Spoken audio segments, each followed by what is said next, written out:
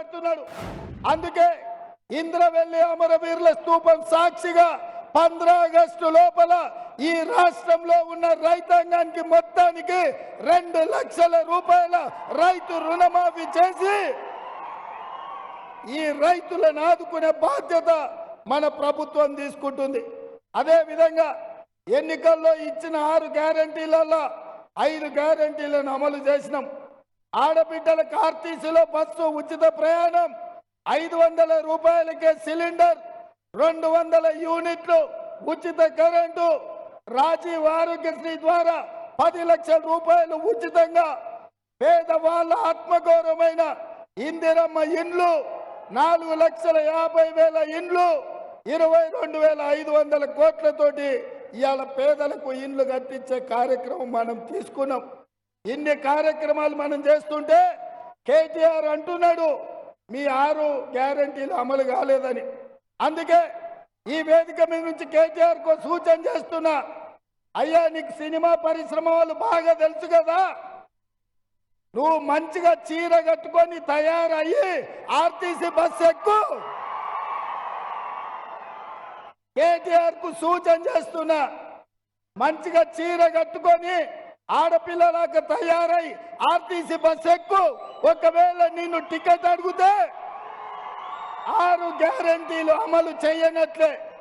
Ticket లేకుండా నువ్వు ఇంద్రవెల్లి గాని, నాగోబ జాతర గాని, భద్రాచలం రాముల వారిని గాని, యాదగిరిగుట్ట లక్ష్మీ నరసింహస్వామిని దర్శించుకోవడానికి 1 పైసా అడగకపోతే మా 6 గ్యారంటీలను అమలు చేసినట్టే. అందుకే మిత్రులారా, ఇవాళ మనం మన రాష్ట్రాన్ని అభివృద్ధి చేసుకుందాం. మనం ఆదిలాబాద్ నుంచి అత్రం సుగుణను ఎంపీగా గెలిపించుకుందాం. ఇన్ని మనం చేస్తుంటే బీజేపీ మనకేమిచ్చిందయ్యా? ఒకసారి అది